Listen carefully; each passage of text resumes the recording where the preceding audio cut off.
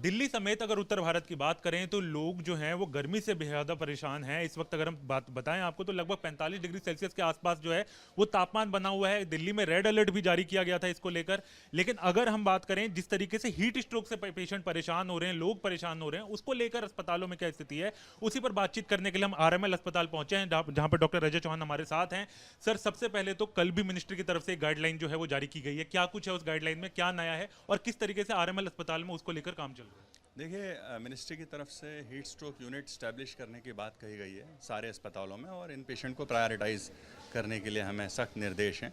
लेकिन हमारा हॉस्पिटल तो एक तरह से हमने पहले इस चीज़ को भांप लिया था, और हमारा हीट स्ट्रोक यूनिट शायद नॉर्थ इंडिया का पहला, और शायद मुझे पता नहीं लेकिन देश भर में भी पहला जो इमर्शन कूलिंग इतनी ज़्यादा एक्सटेंसिवली हमने यूज़ की है, वो हमने 8 मई को इस्टेब्लिश कर लिया था। हमें इस बात का फोरकास्ट था कि इस साल गर्मी ज़्यादा पड़ेगी, और मिनिस्ट्री ने गाइडलाइंस जो जारी की थी हमने उसे वक्त से पहले 8 मई को हमारा हीट स्ट्रोक यूनिट, जिसमें 2 टब हैं, जिसमें इमर्शन कूलिंग मेथडोलॉजी और ice making refrigerator, even dynamic element भी है। हमारे एम्बुलेंसेज में आइस बॉक्सेस और इन्फ्लेटेबल टब्स की व्यवस्था भी है, क्योंकि इसमें वक्त की बड़ी कीमत है जान बचाने के लिए। इसलिए हमने सारी बातों को मद्देनजर रख के अपनी तैयारी पहले ही पूरी कर रखी थी। सर, ये हीट स्ट्रोक का जब पेशेंट पहुंचता है यहाँ पर तो सबसे पहले किस तरीके से जो तैयारी है वो की जाती है, किस तरीके से उसको बचाने की कोशिश की जाती है? जी, प्रारंभिक आकलन किया जाता है सबसे पहले।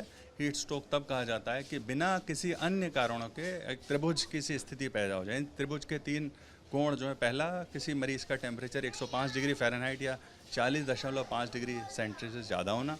दूसरा, उसे मानसिक संतुलन खो बैठना, इधर उधर की बातें करना, और इवन गंभीर केसेस में मिर्गी के दौरे की सी स्थिति पैदा हो सकती है। और तीसरा, हीट एक्सपोजर की हिस्ट्री, कि पता लगे ये आदमी कृषक है या लेबरर है और काम कर रहा था धूप में, एक सख्त मैनुअल लेबरर कर रहा था। तो अगर ये टेट्राइड मिल जाए और कोई एक्सप्लेनेशन ना हो तो हम उसे हीट स्ट्रोक मान लेते हैं। ये प्रमुखतः 2 प्रकार के होते हैं, क्लासिकल और एक्सर्शनल। क्लासिकल वयोवृद्ध लोगों और बच्चों में पाया जाता है, जो यूजुअली दवाइयाँ ले रहे होते हैं। अनफॉर्चुनेटली इस साल हमें जो पेशेंट आ रहे हैं वो एक्सर्शनल हीट स्ट्रोक के हैं, जो कि जिनकी दुर्भाग्यवश ऐसी स्थिति है कि जो हीट में निकलने के लिए मजबूर हैं, उन्हें अपने आजीविका कमाने के लिए बाहर जाना ही पड़ता है। इसमें मजदूर, सिक्योरिटी गार्ड, स्ट्रीट वेंडर्स, डेस्टिट्यूट्स और रिक्शा पुलर हमारे यहाँ आए हैं जिनके ऑक्यूपेशन है। तो ऐसी स्थिति में ये स्थिति बड़ी जटिल है। तो सर, अभी अगर हम बात करें तो हीट स्ट्रोक का जो ये पूरा सेंटर है आपने बहुत पहले स्टैब्लिश कर लिया था, तो लेकिन अभी अगर हम बात करें तो अगर कितने पेशेंट अब तक आ चुके हैं, मौजूदा स्थिति क्या है, कितने पेशेंट आ चुके हैं और मौत कितने लोगों की इस मामले में हो चुकी है? जी, जब से हमने रिकॉर्ड किया 25 या 26 मई से लेकर 19 जून 2024 सुबह 9 बजे तक हमारे पास 45 केसेस आ चुके हैं, जिनमें कि 11 मोर्टेलिटी हैं। ज़्यादातर एक्सर्शनल वेरिएंट है हीट स्ट्रोक का, और पिछले 24 घंटे की बात करें, यानी 19 से 20, अब तक अभी 20 ख़त्म नहीं हुआ, तो लगभग हमारे पास तकरीबन 23-24 अभी डाटा और एनालाइज करना है, और 3-4 मोर्टेलिटी इसमें भी है। तो अनफॉर्चुनेटली हम देख रहे हैं कि इसकी संख्या ठीक ठाक है, और आपके माध्यम से मेरी यही अपील रहेगी अपने विशेष तौर पर कृषक और मज़दूर बंधुओं से कि वो इसे गंभीरता से लें और इसे हल्के में ना लें। ये कंडीशन एक बार हो जाए तो फिर 50 से 70% तक मृत्यु दर है इसकी, इसलिए से बचाव बहुत ही महत्वपूर्ण है। सर, अगर ये लोगों को आप बता सकें कि घर में किस तरह की चीज़ें वो कर सकते हैं ताकि वो लू से बचे रहें? देखिए, इसके जो आपने सवाल पूछा बहुत प्रासंगिक और अच्छा सवाल है, और इसके 2 पहलू हैं। पहला, पूरी तरह से बचाव कैसे किया जाए। इसमें तो सभी लोगों को पता है, धूप में अगर निकलना बाहर अवॉइड कर सकें तो बाहर ना निकलें, लेकिन अगर निकलने की ज़रूरत ही आन पड़े तो सिर ढांप लें। हमारी परंपरागत वेशभूषा में पगड़ी का भी एक स्थान है, वो आप पहन सकते हैं। और हल्के ढीले कपड़े पहने, हल्के रंग के सूती कपड़े जिसकी पोरोसिटी यानी छिद्रता अच्छी खासी हो, ताकि उसमें हवा और पसीने के जल्दी सूख सके। पसीना हमारे शरीर को ठंडा करने का एक प्रमुख साधन है।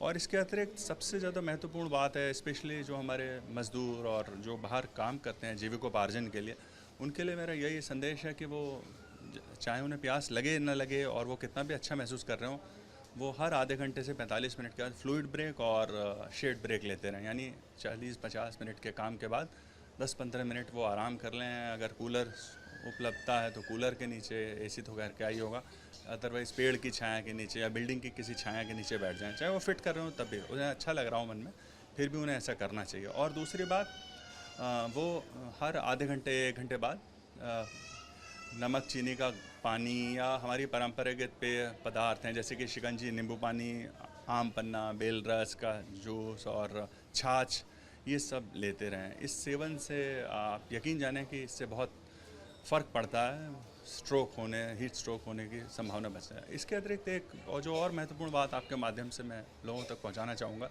अगर किसी व्यक्ति को हम अपने दाएं बाएं पाएँ जिसमें क्लासिकल हिस्ट्री हो कि काम करता करता लू में लग के, तो इंतज़ार ना करें, उसे तुरंत ठंडा करने के उपाय वहीं एन मोमेंट पर चालू कर दें। और ये सबसे महत्वपूर्ण कदम है उसके प्राणों की रक्षा के लिए। अगर बर्फ़ सुलभता से उपलब्ध हो तो उसके गला, बगलों में और जांघ के इर्द गिर्द आप बर्फ़ लगाएं, और अगर वो नहीं तो ठंडा पानी, और वो भी नहीं तो फिर सिर्फ पानी गर्दन के नीचे उसे कपड़ों सहित पूरा भिगो दें और पंखा झलें और तुरंत किसी निकटवर्ती स्वास्थ्य केंद्र ले जाएं। ये आपकी पेरिफेरी में की गई छोटा सा मदद उसकी प्राणों की रक्षा के लिए अत्यंत महत्वपूर्ण सिद्ध होगी। सर आखिरी सवाल, आपने बताया कि मोर्टेलिटी रेट इसमें बहुत ज़्यादा है, ये बहुत अहम हो जाता है, तो ऐसे में क्या कारण है कि मोर्टेलिटी इतना ज़्यादा है और इसको कितना मिनिमाइज किया जा सकता है? देखिए, इसमें जैसा कि हमने पोस्टर भी बनाया हुआ आपके पीछे जो है कि early cooling saves life. The mortality rate, देखिए 8वां बिंदु इसका, अगर आपका इस पर प्रकाश डाल सकें कैमरा, 8वां बिंदु इसका है कि mortality rate with delayed therapy is 80% and early cooling mortality rate is about 10%। See the 8 point. तो ये सेंटेंस ही मेरे ख्याल सारे डिस्कशन का सबसे महत्वपूर्ण बात है। फिर दोबारा मैं even at the cost of repetition में ये कहना चाहूँगा कि पेरिफेरी में उठाया गया एक कदम आदमी की जान की रक्षा के लिए बहुत महत्वपूर्ण साबित हो सकता है। पहले तो बचाव करें, लेकिन ये और निकटवर्ती स्वास्थ्य केंद्र पर ले जाना आवश्यक है। किंतु सभी से ये अपील है कि वो इसके बारे में सतर्क रहें, सावधान रहें, क्योंकि एक बार हो जाए तो हमने ज़्यादातर हमारे मरीज़ बहुत ही गंभीर अवस्था में हैं, मुझे दुख के साथ कहना पड़ता है। बहुत बहुत शुक्रिया सर बात करने के लिए। तो जैसा कि सर ने हमें बताया कितनी गंभीर स्थिति हीट स्ट्रोक को लेकर हो गई है, मोर्टेलिटी रेट यानी मृत्यु दर जो है बहुत ज़्यादा है, और ऐसे में बचे रहने के लिए आपको कुछ चीज़ें करनी पड़ेंगी, कुछ चीज़ों का पालन करना पड़ेगा। अगर आप घर से बाहर निकल रहे हैं तो सर को ढक के रखें, चश्मा लगा के रखें, पानी की बोतल साथ में रखें और समय समय पर पानी पीते रहें। उसके अलावा शेड यानी कि छाया के अंदर जो है कोशिश करें कि छाया में जगह मिले और छाया में बैठें और अपने शरीर को आराम दें। वीडियो जर्नलिस्ट सुभाष चंद्र के साथ हरीश झा, न्यूज़ नेशन, दिल्ली।